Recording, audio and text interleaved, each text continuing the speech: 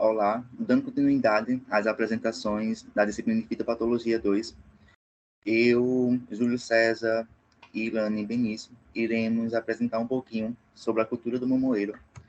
Cultura essa que é uma Euthioptiledônia pertencente à família das Caricáceas, tendo seu cultivo semi-perene ou bienal, podem ser cultivados durante todo o ano, sendo o seu consumo, na maioria das vezes, in natura, mas tendo vários outros meios de consumo e derivados. Existem apenas duas variedades de mamoeiro. Uma é o grupo Solos, que a gente pode encontrar em todo o Brasil, enquanto o Formosa já é algo mais restrito e, vamos dizer assim, meio que com a tecnologia um pouco mais avançada, por ser um híbrido. Bom, foi sugerida pelo professor Ricardo Braga 3 doenças, na qual escolhemos duas. A primeira é o amarelo letal do mamoeiro, e a segunda a ser apresentada vai ser a varíola ou a pinta preta.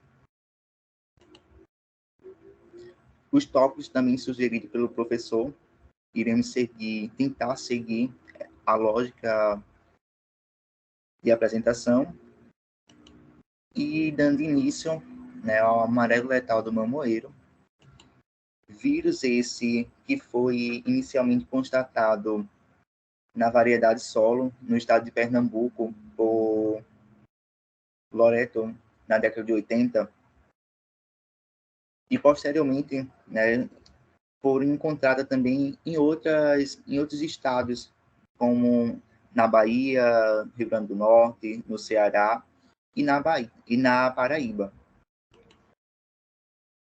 Essa doença, esse vírus, ele só acomete no Nordeste brasileiro, causando assim sérios problemas para os pequenos produtores de pomares e também para os grandes produtores, na qual alguns ainda não têm o conhecimento, não têm acesso à informação, acesso à tecnologia, acesso de um técnico para que possa passar instruções, e acaba assim, fazendo manejo, vamos dizer que de forma incorreta do vírus.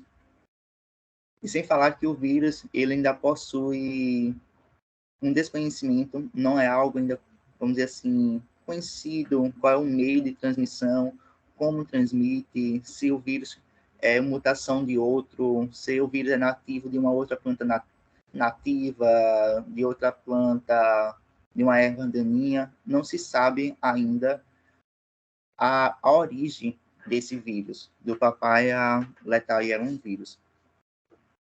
Com isso, passando para a etiologia, onde esse vírus ele apresenta as partículas isométricas, partículas essas pequenas, podendo variar de 25 a 30 nanômetros de tamanho. Na composição do vírus, ele tem uma fita de RNA composta de uma elipse simples de K, na qual o seu capsídeo, vamos dizer assim, o seu envoltório ali de proteção, também é formado por uma única proteína do tipo de K, e para que se possa observar esse vírus, é necessário um microscópio eletrônico, fazer exames eletromicroscópicos, para que consiga-se obter uma boa resolução do vírus. Como vimos na primeira imagem da figura a dispersão e a presença, vamos dizer assim, dos tamanhos desse vírus. Já na figura B, a gente vai ver uma folha infectada, a gente vê ali um agregado, ele bem juntos. Aqui na figura B, como mostra aqui essa setinha, um vacúolo, e dentro desse vacúolo da folha infectada, há a presença dessas partículas isométricas do vírus. Dando continuidade à taxonomia do vírus, ele até então ele pertencia a uma outra família. Até 2000 ele pertencia a outra família e gênero, mas passou por uma reclassificação, por pesquisas e tudo mais, e isso fez com que ele mudasse, né, para famílias das Sobremoridae, do gênero Sobremovírus, tendo assim o seu nome científico Papaya letal yellow vírus, e o nome comum, ou nome vulgar, né, vírus do amarelo letal do mamoeiro. A sintomatologia, os sintomas, né, tem o início aqui na parte apical, na parte superior das folhas, fazendo que dê essa aparência de amarelamento das folhas, iniciando na parte superior e nas folhas mais velhas. Posteriormente, a gente vê aqui já na figura letra B, que ocorre, vamos dizer assim, a murcha e posteriormente a morte dessas folhas. E também foi encontrada a presença do vírus em frutos, que ao partirem esses frutos, né, encontraram a polpa endurecida e a presença do vírus ali sobre a casca, né, fazendo com que ocorresse esse empedramento na polpa dos mamões. Ciclo da doença. O vetor biológico natural não existe, ainda não se tem um vetor identificado para a doença, não existe um estudo ainda aprofundado, ressaltando, que eu já tinha dito lá no início, não se tem ainda um conhecimento, mas pelas esquematizações que o professor trouxe em aula, eu tentei esquematizar o que eu li, né, em pesquisas e no próprio artigo de Lima, que é o único artigo atualizado que eu encontrei. Eu montei essa esquematização para deixar algo mais simples e dinâmico. O meio de sobrevivência desse vírus é através de restos de culturas, né, de cultivos anteriores, ou até mesmo de forma errônea a eliminação das plântulas, né, das plantas, fazendo com que haja um meio de transmissão através de fatores biológicos, né, fatores como o vento, a água, a irrigação, a chuva, e até o próprio homem faz com que haja essa disseminação através de materiais manuais, ferramentas agrícolas, fazendo com que isso haja a infecção através de aberturas naturais e de ferimentos. Após a infecção, vai ocorrer a penetração nas folhas e, consequentemente, a colonização no interior desses tecidos, fazendo com que haja a reprodução e, com isso, volte ao seu ciclo de disseminação e ocorra, vamos dizer assim, esse ciclo sucessivo, né? Fazendo com que haja a disseminação ali dentro do pomar. Manejo da doença é a produção de mudas livres de vírus, de histórico de vírus, né, em áreas vizinhas, fazer a erradicação dessas plantas infectadas de forma correta. Lima, ele fez um trabalho, né, pegou algumas folhas infectadas, submeteu a 2 tratamentos. Um foi a solarização e um outro ele deixou em um ambiente, né, ao tempo, com, vamos dizer assim, situações favoráveis, né, para o vírus na superfície do solo. E ele encontrou uma forma de erradicar esse vírus, de inativar o vírus, foi com a solarização em 12 dias, enquanto o outro tratamento que ele submeteu, ele passou 32 dias na superfície do solo, em um ambiente favorável. O vírus ainda continuava ativo e com a alta taxa de infecção. Então, não adianta eu apenas fazer a eliminação da planta infectada, jogar ela lá no fundo do meu pomar e, posteriormente, deixar para lá, mas o vírus ele ainda vai continuar ativo com alta taxa de infecção e fazendo com que haja ainda a disseminação para o meu pomar, fazendo com que haja a infecção das minhas plantas sadias que ficaram ali presentes. E um outro manejo seria a desinfestação de ferramentas agrícolas.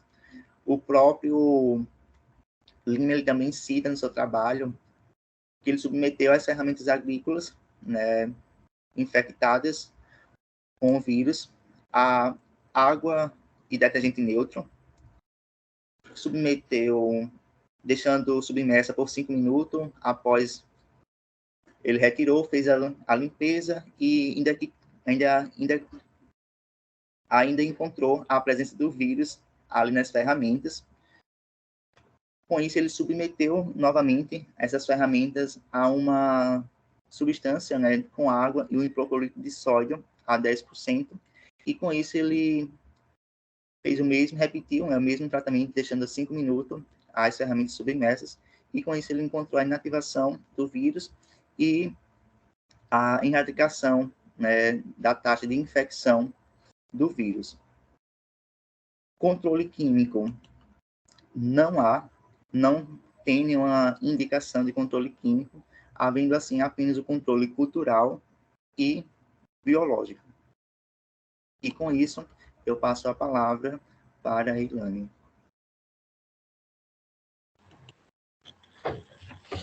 Olá, professor. Bom, irei dar continuidade em relação ao trabalho, falando então sobre uma das principais doenças aí que acomete a cultura do mamoeiro, e hoje irei dar início então em relação, falando sobre a varíola, ou também conhecida comumente como pinta preta do mamoeiro. Pode passar. Bom, aqui de início, né, a cultura do mamoeiro ela é bastante vulnerável a inúmeros ataques de fitopatógenos, entre os quais está esse que eu vou abordar hoje, que é o Aspergillus carica, que é o fungo, que ele é, então, um agente causal aí da pinta preta. Bom, a pinta preta ela é uma das doenças mais comuns encontrada nas regiões tanto tropicais como também subtropicais, onde se cultiva, então, o mamoeiro, dentre os quais podemos encontrar muito lá na África, lá na Austrália, Austrália e Oceania, tanto sul e sudeste da Ásia, principalmente também lá na Índia, e também nas Américas Centrais e do Sul. Em relação aqui no Brasil, a sua primeira descrição dessa doença foi realizada lá em 1913 por Maudsley, lá no estado do Rio de Janeiro. E atualmente aqui no Brasil, essa doença é comumente encontrada em pomares comerciais e também pomares domésticos, e são encontradas principalmente lá nos estados do Espírito Santo, Minas Gerais, São Paulo, Ceará, Pernambuco e também lá no estado do Paraná. Bom, já entrando aqui em relação à importância desse patógeno, em relação à importância econômica, ela vai ser maior quando ocorre em relação aos frutos, principalmente quando acomete a sua parte externa, onde irá provocar lesões, e assim vai ocorrer com que ocorra a depreciação na comercialização, devido que ela não vai ficar com a boa aparência, isso não vai agregar muito, não vai deixar muito a população satisfeita, e com isso vai baixar as vendas e vai ocorrer essa perda na comercialização. Bom, esse fungo ele vai afetar principalmente plantas jovens, o que vem a prejudicar o seu desenvolvimento, e além dessa doença ocasionar perdas na comercialização, ela vai exigir com que ocorra muitas aplicações de fungicidas para o seu controle, devido que, conforme pesquisas, né, ela é um pouco difícil de ser controlada. De acordo com Santos e Barreto, lá em 2003, no estado de São Paulo, perdas chegaram a ser relatadas e chegaram a 30% em relação à comercialização dos frutos. E plantas, quando elas são muito afetadas, elas podem chegar a perder de 50% a 60% em relação às suas folhas, em um período de 2 a 3 meses, e a incidência da doença em relação aos frutos, elas podem chegar a atingir a quase ou praticamente 100%. Pode passar. Bom, aqui em relação à etiologia, só recapitulando o que já foi dito anteriormente, essa doença é ocasionada na cultura do mamoeiro, onde seu tipo de patógeno é ocasionado por um fungo, onde seu agente causal é o Aspergillus carica. O nome comum da doença pode variar comumente, né, de região. Pode ser conhecido tanto como varíola do mamoeiro, como também sarna, ou também comumente conhecida como pinta preta. Essa doença, então, ela vai ocasionar manchas, tanto nas partes folhosas, como também em relação aos seus frutos. Onde temos aqui uma imagem representativa dos sintomas que acomete aqui em relação aos frutos, onde deixa essa aparência aqui não muito agradável em relação à população. Por isso, como já foi dito, né, não vai agregar a população e vai ocorrer com que ocorra essa queda na comercialização. Pode passar. Em relação aqui à taxonomia, esse fungo, então, é pertencente ao reino fungi, da classe Ascomycota, da ordem Moniliales, da família Dematiceae, e, então, pertencente ao gênero Aspergillorium, onde seu agente causal é o Aspergillorium carica. E, passando, então, em relação à morfologia do fungo, continuando com o tema etiologia, a morfologia do fungo, esse fungo vai apresentar como característica um estroma. No caso, esse estroma vai ser a porção que vai ser responsável pela sustentação do órgão. Esse estroma vai ser bem desenvolvido e vai ser subepidérmico, ou seja, ele vai ser situado sobre a epiderme. E vai produzir, então, conidíoforos eretos e septados, com dimensões aí de aproximadamente 60 por 200 milímetros de diâmetro e entre 60 a 80 milímetros de altura. Esses conidíoforos, eles vão estar presentes aí, então, em esporodófilos. No caso, esses esporodófilos vai ser a estrutura onde vai emergir esse aglomerado de conidíoforos. Esses conidíoforos vão ser intimamente empacotados e, então, cobrir a superfície do estroma, possuindo, então, várias cicatrizes aí conidiais, proeminentes em seu ápice, e chegando de até 45 micrômetros de comprimento e entre 6 a 9 micrômetros de largura.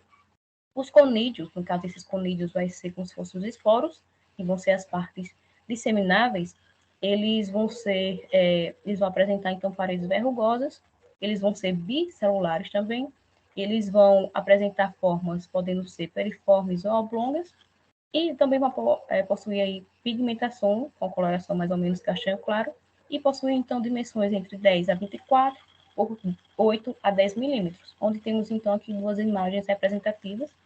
A imagem acima, temos, então, a imagem demonstrando, então, esse aglomerado de conidíoforos. Esses conidíoforos, eles vão ser as partes que vão ser responsáveis pela produção dos conídeos.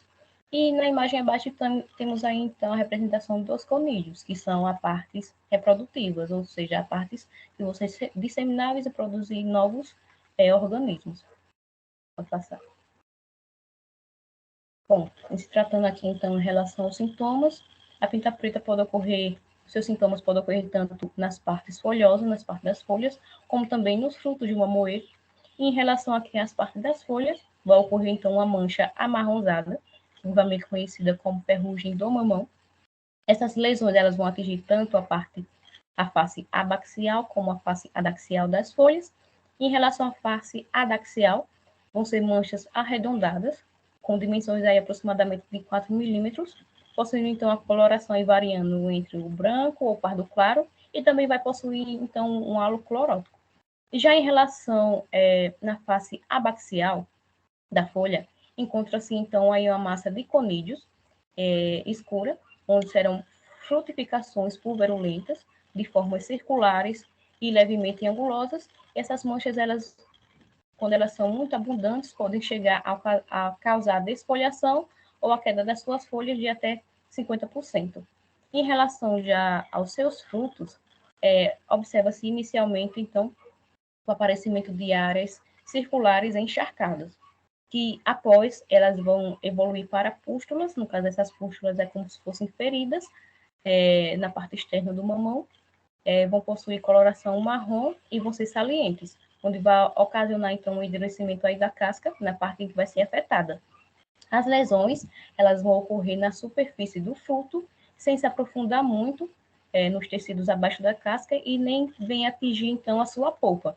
O que vai afetar muito vai ser na sua parte externa, como já foi dito anteriormente, que vai proporcionar esse aspecto que não vai agregar muito, não vai favorecer muito, né, em relação à comercialização. Pode passar. Onde podemos ver, então, aqui imagens dos sintomas ocasionados tanto no fruto como também nas folhas, onde na imagem A e na imagem B temos então aí os sintomas da pinta preta na face abaxial das folhas, onde podemos ver então aí várias manchinhas, várias pintas pretas no caso, comumente conhecidas, né?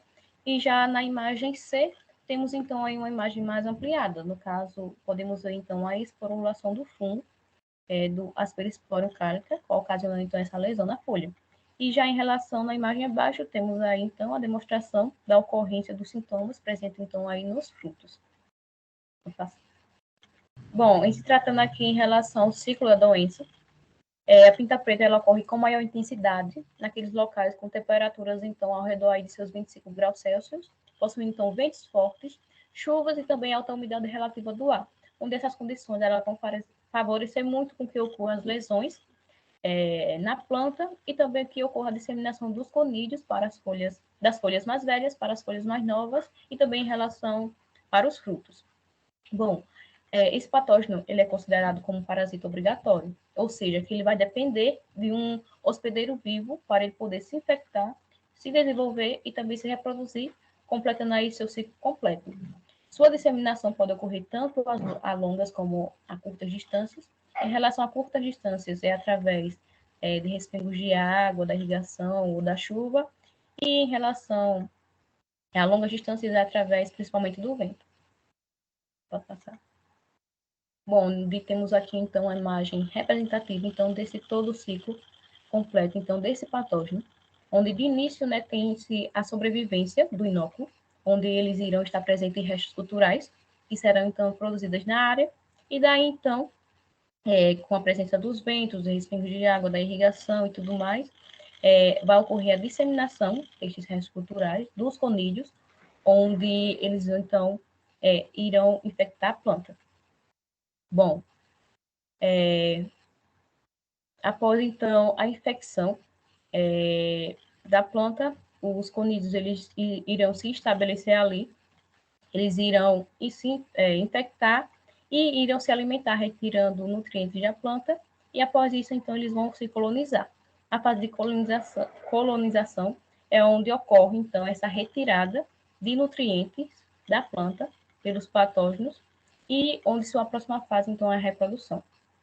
A reprodução do fungo, ela ocorre por esporulação, ou seja, ocorre através de reprodução assexuada, onde os conídeos eles vão ser essas partes reprodutivas.